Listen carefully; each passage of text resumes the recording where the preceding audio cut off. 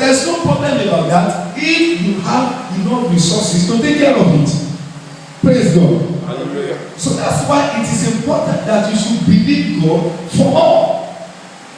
Because that is the only way you can be able to measure up to the reality of rising or increasing in life.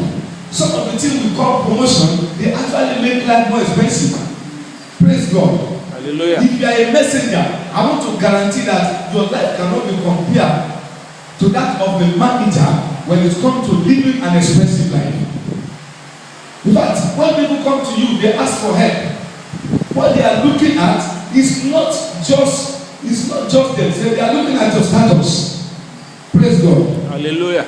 If I'm asking for something from a manager, there is an amount he gives me that when he gives it to me, I feel disappointed. Why? Because I'm looking at his status. The higher we go in life, the more life becomes expensive.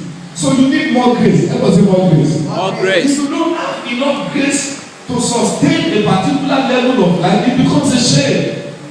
Let someone say more grace. More grace. The Bible says out of his fullness, we need to keep into the grace of God again and again, so that you'll be able to fit in and measure up for the demand of life. I went to pray for a brother some time ago. Just went to his house with his family, and his basket from Ibadan. And when we got there, we saw that this place is developing. He said, "My goodness, this is a good place to buy land." And he said, "Bishop, that is the land is also expensive here." He said, "Now, if you are going to get a plot of land in this place, it's about 1 million. Praise God. Hallelujah. And I asked him, I said, when you bought your home, how much did you buy it? He said he bought it for over 150,000 naira. But he added something. He said that 150,000 naira is like 1 million there. He said to get it was not easy. He said he know how much, because I was asking him, why did you buy one plot?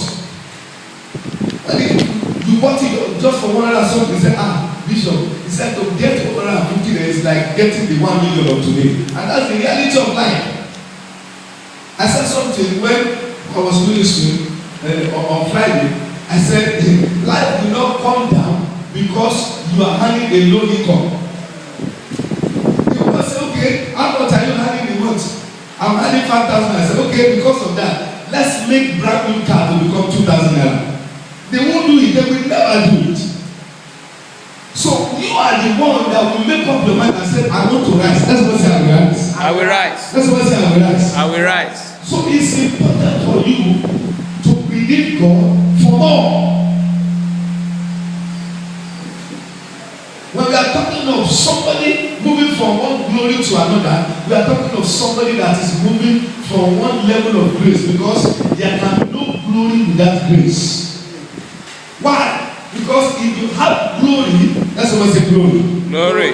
Without grace first, that glory will kill you. It will. That's the truth. That's why the Bible tells us in the book of Psalm 74, it said, the Lord will give grace and what? And glory. Grace always comes before glory. Grace is that which makes you to humble yourself, knowing that there is nothing you have that you have not received. That's what Paul was telling the Corinthian church in 1 Corinthians chapter 4 and verse 7. He said, there is nothing you have that you have not received. So you need to key into more grace. Praise the Lord. Hallelujah. Even look at Jesus Christ here. Look at Jesus Christ here. The Bible says in that John chapter 1 verse 14, it says, and the word became flesh and dwelt among us, and we beheld his glory, the glory as of the only begotten Son of God, full of grace. Everybody say full of grace. Full of grace. The Bible says God gives grace to the humble.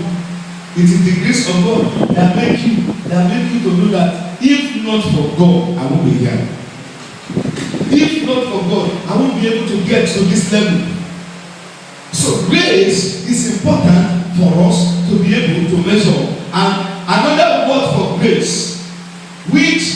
is very common in the scripture is favor. It's our year of the Lord's favor. And in order for you not to enter into the level of glory that God has for you, you need a new measure of grace. And that grace is actually the favor of God. You know, there's another word we used to use for grace. We used to define grace as the unmerited Favor. Unmerited favor. And that's the truth. Grace is the unmerited favor of God. It is that grace that makes you to carry the glory of God and you don't fall. If God increases glory upon your life and the grace is not increasing, there will be a crash. Because one thing about glory is glory will make you to fly. People will see you high up there. People will begin to praise you. People begin to say something about you that you yourself, you wonder. I said, are they talking about me? And before you know it, if you are not careful, you will see yourself as superhuman person.